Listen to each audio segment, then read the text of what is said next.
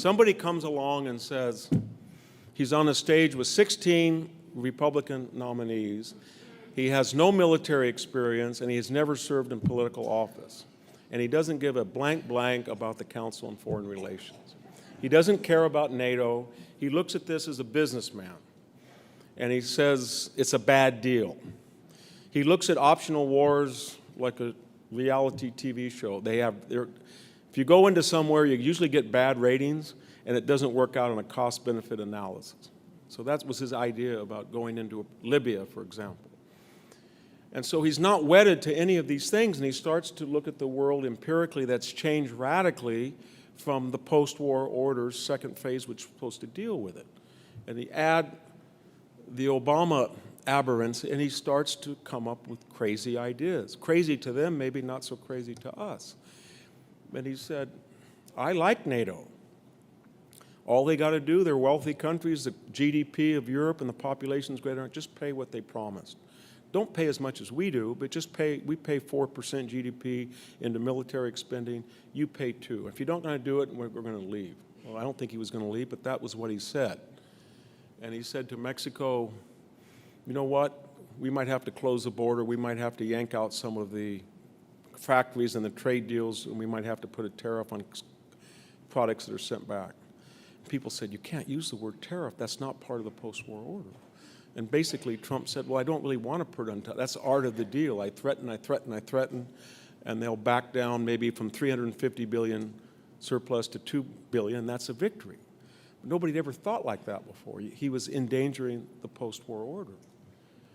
And he looked at the world throughout, and he started to come up with a foreign policy, and they actually memorialized it in 2017. If you looked at the strategic plan of the United States, a national security assessment written by H.R. McMaster and his team, it's pretty much called principled realism.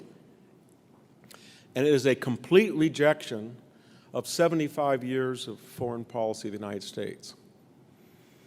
And it's predicated on the idea that foreign policy and domestic policy are inseparable, and there were certain shibboleths there that we should recognize for what they are.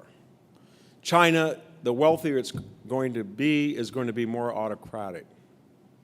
The Palestinians are never going to be democratic until they, on their own, throw out their corrupt elite. And we can't help them do that anymore. And Saudi Arabia and Egypt and Jordan are probably not going to be democratic, but they're better than the alternative in Iran. Radical Shia, messianic, expansionary Islam. And Latin America is likely to be communist as capitalist, but if we have our druthers, we're going to support capitalist states and not communist. And you start to read it, it was termed Jacksonian. Don't tread on me foreign policy. And what that meant was, I think, if you read it carefully, it means we're not going to seek trouble in the world. We're not going to be the world's policeman, but we are going to deter our enemies, and we will strike back if they strike us back, and we may have to preempt once in a while, and that will make a safer world. And it might have the same effect, but we're not going to claim that every single struggle in the world is of interest to somebody in Hillsdale County, because we've seen where that leads, economically, domestically. And we're going to start asking for, we have two doctrines of the new Jacksonianism, as I understand it. I'm not being an advocate, I'm trying to explain to you. One is, if what they are doing doesn't matter, why do they do it? If you think trade surpluses don't matter, then why does Germany want them? Why don't they just be like us and say, they don't matter, we'll run a deficit with you. Who cares who has the trade surplus? We'll just take the tariff on, American cars, and we'll do the same thing as you guys have. You have 2.5% on the Audi, we'll have 2.5% in the Ford. Or if trade deficits don't matter, we'll run up a $300 billion surplus, and China will have a 3. And that was sort of the logic that Trump, of course, used. That was the first thing. And the second was that I'm going to calibrate foreign policy in terms of how it affects people. This was kind of scary sometime, and that would mean if we want to stay in Afghanistan, what is the effect on the people who have to go over there? What's the effect on the U.S. budget? And is it really possible to turn Afghanistan into Carmel, California? And if so, at what cost? That's in the principled realism. And so what made it even stranger was that once we saw this new Trump foreign policy that said, I'm looking at everything empirically. NATO is 65 years old. If it works here, I'm willing to subsidize it if you guys want to participate. NAFTA is there, but it's not written in stone. I'm willing to keep going if it's reciprocal. I'm willing to still trade with China if they if they follow the rules in the way that we follow the rules. And everybody said, but we always took a hit. We always took a hit for the greater good. And he said, it's not the greater good, and we can't afford to take the hit. We've done it for 75 years, and we've hollowed out the interior. So that was a very powerful message. It got him nominated in ways that 16 other brilliant candidates did not see. And it's enraged the establishment in the university, and the think tanks, and the foundations, and the political bipartisan establishment. And yet he wrote it all out. It's not just herky-jerky. It's written right out in assessment that we have a new principled realism for a radically different world that doesn't look anything like our foreign policy that was formed in 1945 for a very different world. And if I could sort of summarize it in just a phrase, it's Jim Mattis gave a speech once, and I think he summarized it. It's no better friend, no worse enemy. That the world is not full of neutrals anymore, and there's not going to be a global community, and there's not going to be a utopian situation, or there's not going to be a postmodern globe where we're all climate change advocates and we all believe in gender rights, and it's not going to happen. There's going to be local differences, there's going to be tribalism, there's going to be chaos all over the world, as there is as I speak right now, and what we're going to do is pretty much look at people that we have more than less in common with and support them. They're going to be our friends, and people we feel are disruptors or don't like this American system, we're going to be enemies to. And that's going to make, actually, because we're a unique, exceptional country and we have better judgment than these global organizations like the UN, that's going to make a safer world abroad. And it's going to have a don't tread on me acts. Don't attack the United States. Don't point missiles at Portland, Oregon. Don't cheat on trade, don't fortify or something might happen to you. And we're going to make that decision with the allies that we can and by ourselves if we must.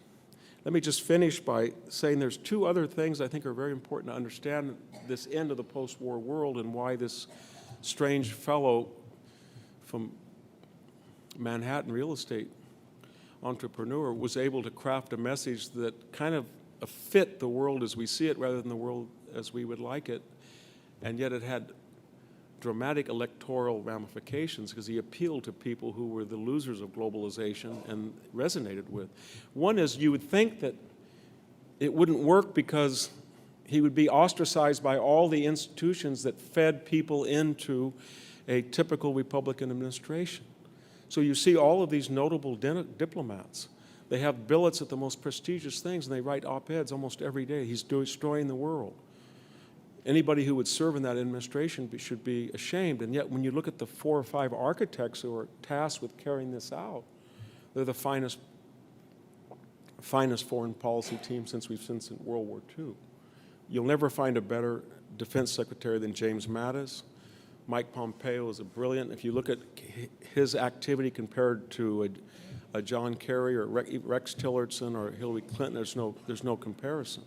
If you look at Nikki Haley, what she's doing at the UN, if you look at John Bolton as National Security Advisor, these are all excellent points. How can that be? And it's because there were a lot of people in Washington who were not duly appreciated because they saw that the post-war order was not working to a vastly changed world, and when they spoke out against it, they were ostracized, or that you had to bring people from different walks of life into that administration. And I'll end with just the comment. We talk about the Trump economic boom or the Trump revolution, but I would suggest to you that what we're doing in foreign policy is far more radical and far more important, because it's the only system that we can see, that we've seen, that has an answer or at least address things that were considered either not our business or insolvable. So we just look at the world new and we say, think about it, we're liberated. You cannot get out of the Iran deal. Why not? He never sent it to the treaty. He never had it ratified by the Senate. We got out. It's over with. Mitt Romney would have never done that. You cannot say that the Palestinians are not refugees. Why? The Volga Germans were refugees the same year they were. Are they still called refugees? 13 million Prussians walked back, East Germans, to Germany. They were refugees. They're not anymore. Why are the Palestinians special? They're not. No more refugees. No more embassy. Jerusalem has always been the historical and iconic capital of Israel. Just move it. You can't do that. Just do it. So we did it. And on and on and on. And that's a very liberating attitude, and it's starting to have much more ramifications even than the booming economy, which is part and parcel of the foreign policy. So I guess what I'm saying in conclusion is that this foreign policy, besides being principled realism and looking for allies and then accepting that people won't like us and shouldn't like us and we don't like them and we shouldn't like them, it's also saying the world is back to 1946 again, and we're looking at it empirically and we're trying to come up with new solutions, and some of those solutions should have been done a long time ago, and rather than be radical and revolutionary, they're way overdue. Thank you very much.